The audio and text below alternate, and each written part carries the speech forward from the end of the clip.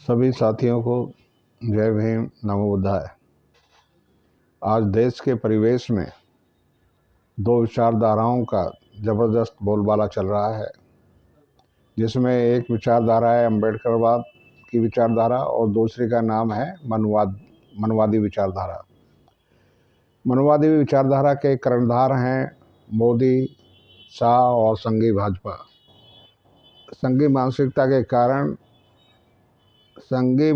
के कारण मनवादी भाजपा देश में विषमता, नफरत और आपसी सद्भाव खराब कर रही है।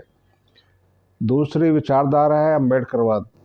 अम्बेडकरवादी लोग और अम्बेडकरवाद की विचारधारा समतावादी है। वो सभी को समान मानते हैं, उनमें जातिवाद नहीं है, उनमें भाईचारा है, उनमें देश के लिए ठोस कुछ करने का लक्ष्य है। लेकिन विषमतावादी मनवादी विचारधारा में ये सब चीज़ें गायब हैं। मनवादी विचारधारा के कारण ही ये देश 855 वर्षों तक गुलाम रहा। देश को ये समझ ही नहीं था कि जो है हम क्या कर रहे हैं। सभी लोग जो है जातिवाद के जहर में डूबे हुए थे और देश 855 वर्षों तक गुलाम रहा। देश को इसका संज्ञान लेना चाहिए कि ये किन लोगों की वजह से गुलाम रहा देश इतने लंबे समय तक। उस वक्त जो है कोई भी जो शूद्र समाज के घटक हैं वो तो सत्ता में थे ही नहीं। सिर्फ जो है यहाँ के ब्राह्मण, क्षत्रिय और वैश्य 3 वर्ण के लोग ही सत्ता में थे। उनकी वजह से ही ये देश 755 वर्षों तक गुलाम रहा। तो इसको समझना चाहिए, सभी देशवासियों को समझना चाहिए और इसका संज्ञान लेना चाहिए। आज देश में जो गठबंधन बन रहे हैं, एक का नाम है इंडिया गठबंधन और दूसरे का नाम है एनडीए, मोदी भाजपा गठबंधन। लेकिन इस इंडिया गठबंधन में जो दल शामिल हैं, 28 दल शामिल हैं, लेकिन उनका मूल चरित्र कहीं ना कहीं किसी न किसी तरीके से मनवादी रहा है। वर्तमान में रहा हो चाहे अतीत में रहा हो। कांग्रेस को भी अगर हम देखें तो उसके शुरुआती दौर में, कांग्रेस जब बनी थी उसके शुरुआती दौर में उस पर ब्राह्मणों का ही कब्जा था। कांग्रेस पूरी तरह ब्राह्मणवादी थी और उसकी ब्राह्मणवादी मानसिकता के कारण ही यहाँ पर संघियों का उदय हुआ। मुंजे जो बाद में हिंदू महासभा के सदस्य बने, लेकिन शुरू में वो कांग्रेसी थे और उसी ने इटली में जाकर संघ की आंतरिक संरचना कैसी हो, उसका प्रादुर्भाव कैसे किया जाए, उसे यहाँ की ज़मीन पर कैसे उगाया जाए। लेकिन कांग्रेस की मानसिकता में कहीं ना कहीं तो ब्राह्मणवाद रहा है, शुरू से रहा है। इसी कारण से अम्बेडकरवाद भारत की ज़मीन पर कभी उन्होंने पैदा नहीं होने दिया। लेकिन कांग्रेस, उस समय की कांग्रेस और आज की कांग्रेस में थोड़ा अंतर ज़रूर है। उस समय नेहरू की कांग्रेस थी, नेहरू का तो फिर भी कम दबदबा था कांग्रेस पे। दबदबा था पटेल और उस समय के राष्ट्रपति राजेंद्र प्रसाद, दूसरे जो है कुछ गुजराती और कुछ महाराष्ट्रियन ब्राह्मण थे जिनका दबदबा था कांग्रेस में। पूरा ब्राह्मणवाद कांग्रेस पर था।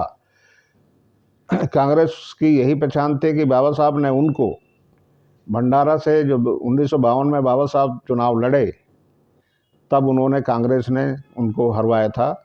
और पटेल जैसे उनके कर्णधारों ने, पटेल को जो आज पूरा देश जो है बहुत अच्छा राष्ट्रवादी नेता मानता है, लेकिन वो राष्ट्रवादी नेता नहीं थे, वो जातिवादी नेता थे। बाबा साहब के बारे में उन्होंने कहा था कि हमने पार्लियामेंट के सब रोशनदान, खिड़की, दरवाजे सब बंद कर दिए हैं। अब हम देखते हैं कि अम्बेडकर उस समय की संविधान सभा में कैसे आ पाते हैं। लेकिन फिर भी जो है बाबा साहब ने संघर्ष करके दोबारा जो है चुनाव लड़ा और ये कांग्रेसियों की मजबूरी हो गई थी कि उनको चुनाव जिताना था, क्योंकि पूरे देश में कांग्रेसियों के पास कोई संविधान का निर्माण करने वाला इतना श्रेष्ठ व्यक्ति नहीं था। तो उनको ये मजबूरी हो गई कि जो है अब बाबा साहब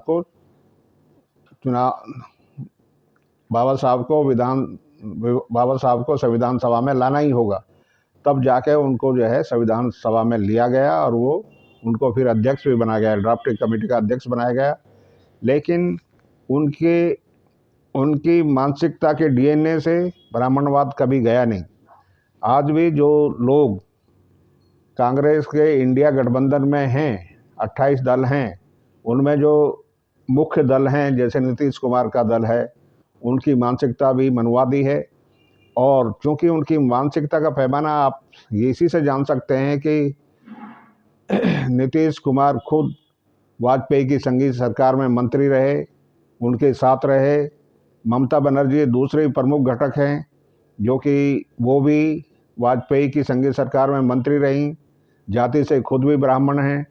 तो उनकी मानसिकता में ब्राह्मणवाद का होना अवश्य एक जरूरी तत्व है। तो इन बातों को देखते हुए तीसरा घटक है केजरीवाल, जो कि केजरीवाल तो खुद ही कहते हैं कि हमारा परिवार संघी था, हम संघियों की शाखा में जाया करते थे, पूरे ट्रेंड हैं। और आज की तारीख में मोदी के संघी चरित्र के बाद देश में कोई संघी चरित्र है तो केजरीवाल ही है। केजरीवाल पे कभी भी विश्वास नहीं किया जा सकता, क्योंकि अभी हम देख रहे हैं कि जो चुनाव हो रहे हैं उनको वोट चाहिए मुस्लिमों का, दलितों का, लेकिन जब राज्यसभा में भेजना होता है, राज्यसभा में किसी को नामित करना होता है, तो वो सिर्फ ऊपर के 3 वर्णों के लोगों को ही भेजते हैं, या तो क्षत्रिय होगा या ब्राह्मण होगा और या वैश्य होगा। ऐसा हमने दिल्ली और पंजाब की विधानसभा से देखा है कि उन्होंने वहाँ पर सभी अपने एमपी बनाए हैं। इन समाज का, दलित समाज का, मुस्लिम समाज के एमपी राज्यसभा में नहीं भेजे हैं। इससे पूरा चरित्र उसका उजागर होता है। और बहुजन समाज के सभी घटकों को ये ध्यान रखना चाहिए, सावधान रहना चाहिए कि केजरीवाल जैसे हरी घास के हरे सांप को कभी भी समर्थन नहीं देना चाहिए, ना उसको चुनाव में जिताना चाहिए।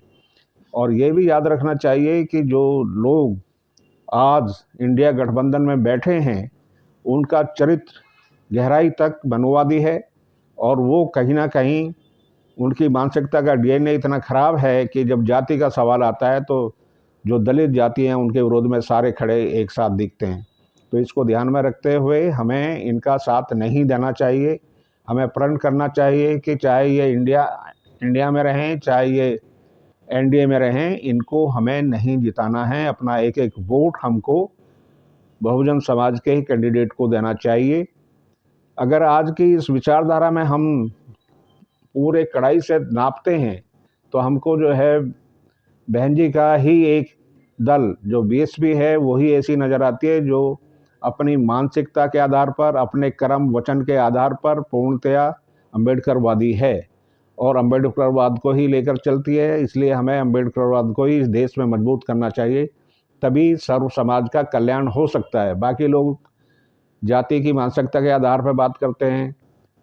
अखिलेश का दल भी कहने के लिए समाजवादी है, लेकिन वो भी जो है समाजवादी उसमें कहीं अंश नहीं दिखता है। उसमें दलितों, पिछड़ों आदि के लिए कोई स्पेस नहीं है। उसका मूल चरित्र उनके पिताजी के ज़माने से ही, उनके जो है अतीत से ही पूरा सामंतवादी रहा है, मनवादी रहा है।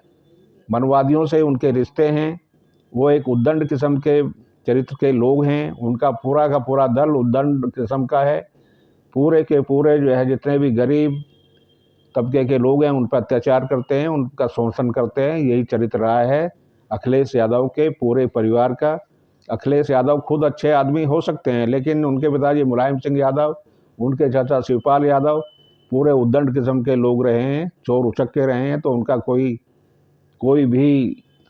कोई भी चरित्र इस देश की राजनीति के लायक नहीं है, ना ही उनको बहुजन समाज को सपोर्ट करना चाहिए।